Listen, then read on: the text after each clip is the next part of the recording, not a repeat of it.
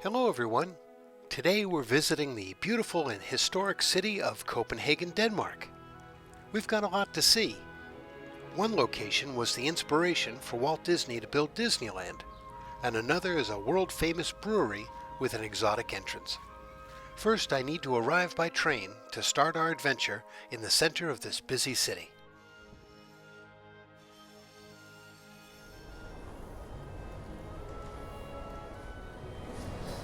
Well, here we are inside the train station at Copenhagen, Denmark.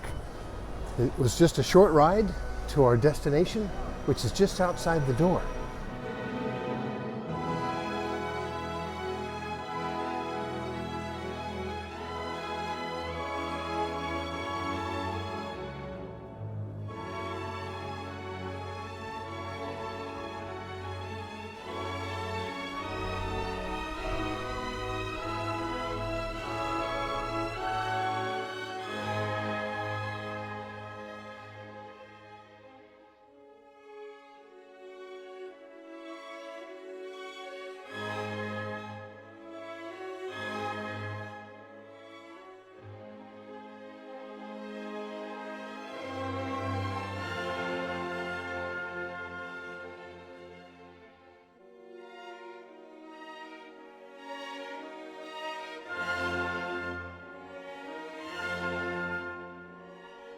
Our first stop is over by a medieval-looking tower, and just through this archway you'll find a building that sort of looks like a factory Willy Wonka would have created.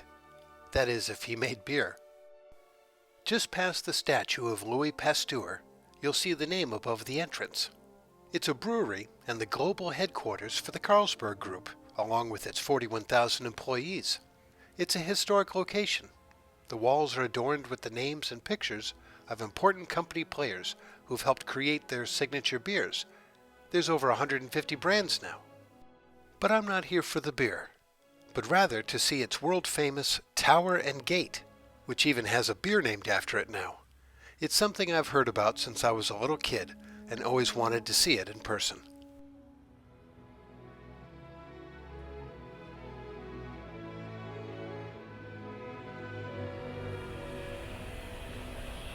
Well, here's the gate I was telling you about. It's the famous Elephant Gate here at the Carlsberg Brewery in Copenhagen, Denmark, built in 1901 by Carl Jacobsen, who is the son of the founder of the brewery, J.C. Jacobsen. Now, each one of these elephants, there's 4 of them, 2 in the front, 2 in the back, represent a different child of J.C. But you can see on each side is a logo, but on the other side is by today's standards would be a swastika. These were put in way before World War II had put a different meaning on it. It was intended as the Hindu symbol for prosperity. It's a beautiful gate, and it's the icon of the brewery when you come here.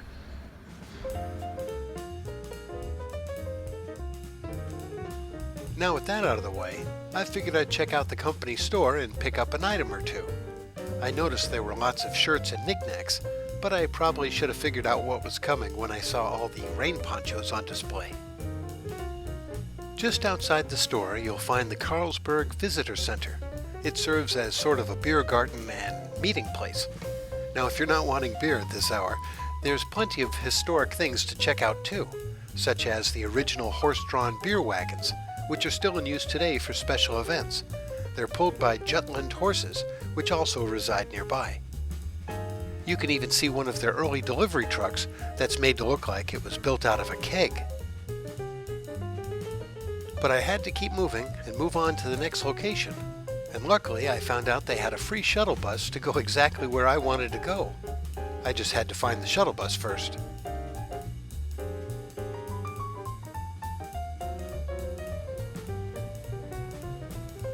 With the shuttle ride complete, it was about dinner time now, so I was off to meet up with my dad at a restaurant near the hotel that was known for its pizza and its beer.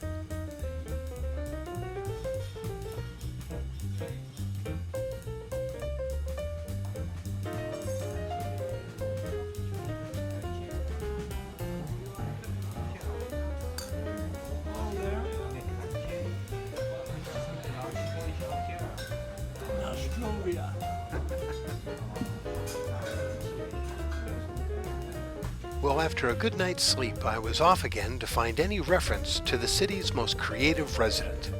He wrote some of the world's best fairy tales, and you can see his influence on the streets. Whether it's a reference to the Little Match Girl, or his most famous creation, the Little Mermaid. These are replicas of the famous statue that's in the harbor. His name is Hans Christian Andersen, and you can find a very popular statue of him across the street from our next destination, the world-famous Tivoli Gardens, which was the inspiration for Disneyland. Sightseeing buses are probably one of the best ways to get around the city. Hop on, hop off. But if it's open on the top, it's not a good day to be sitting up front because you're going to get drenched. But I think they have cover. So we are approaching Tivoli Gardens. We'll be up here in a moment. What you're looking at is the side entrance of Tivoli. It's not the main gate. What I want you to see is that mountain. It's not the Matterhorn, but I think it's equally impressive because of its history, and we're going to ride that in a little bit.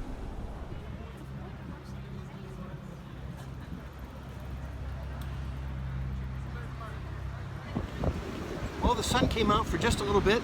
I think it's going to rain, but let's go on inside and see what fun we can have. Come on. I sail up the Skagerrak and sail down the Kattegat, through the harbor and up to the quay. And there she stands, waiting for me, with a welcome so warm and so gay. Wonderful, wonderful Copenhagen, friendly old girl of a town. 'Neath her tavern light, on this merry night, let us clink and drink one down. To wonderful, wonderful Copenhagen, salty old queen of the sea. Once I sailed away, but I'm home today, singing Copenhagen, wonderful, wonderful Copenhagen for me.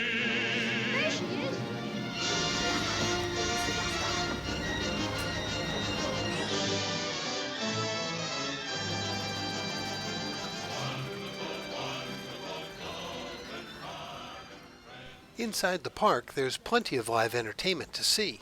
There's even a couple of different stages, but this one is by far my favorite. Behind me is the Pantomime Theater. It's one of the oldest theaters here at Tivoli, and what's unique about it is that it has pantomime, which is theater without any words. What also makes it fun is its unique stage curtain, which is actually a multi-paneled screen resembling a peacock. Just like the old days, it requires 5 stagehands just to operate it. Though the lights are electric, most everything else runs manually. It doesn't matter what your language is, the stories are universal.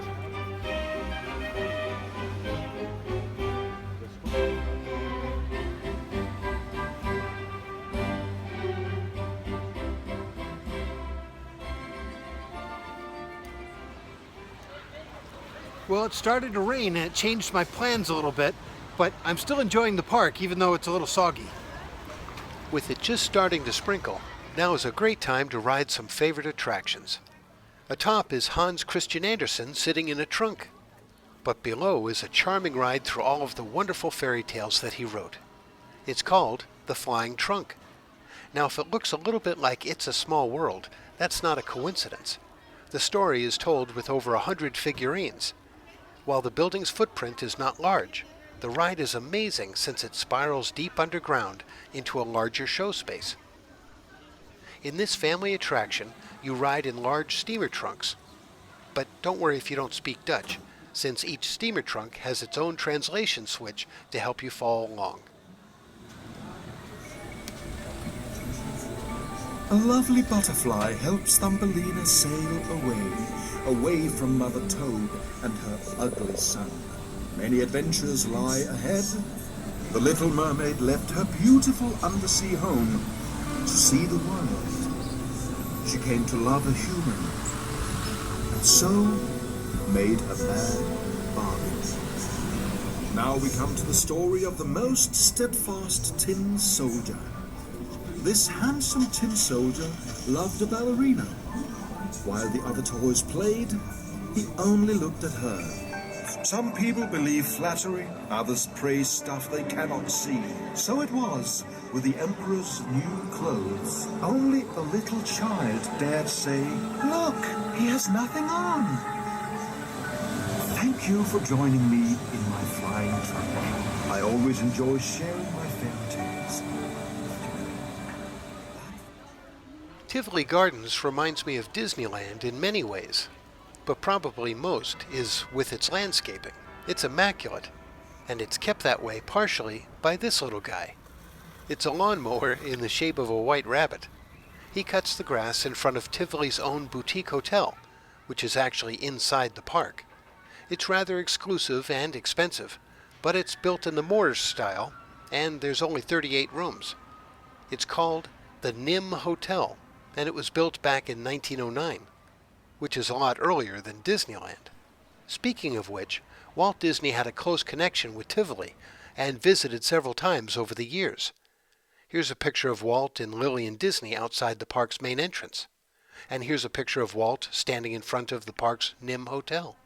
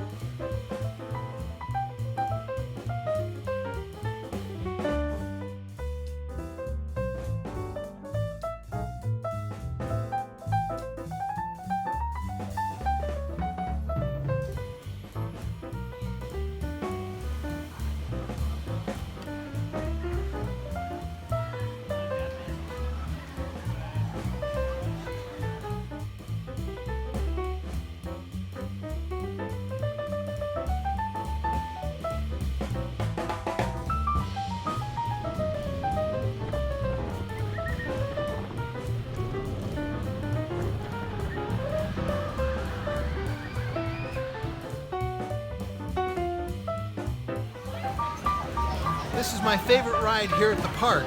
It's over 100 years old. It's a roller coaster and it actually has a brakeman, which is pretty old school. So let's go ride it.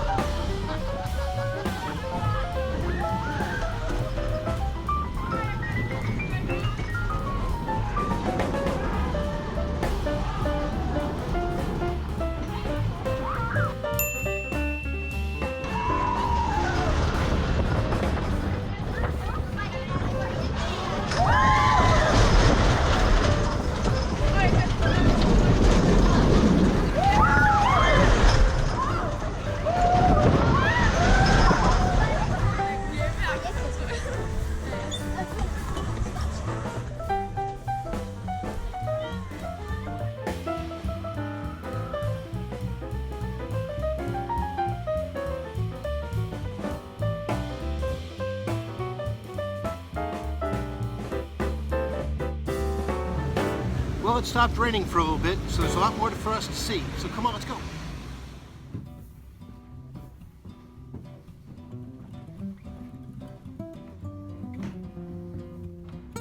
Well, I'm in a little elevator right now, and I'm hot and sweaty and wet from rain. But I'm back in the hotel room, and I'm moving down the hallway to get to the room. What's funny about this old hotel is that the floors are very uneven because it's several buildings that have been tied together over the years.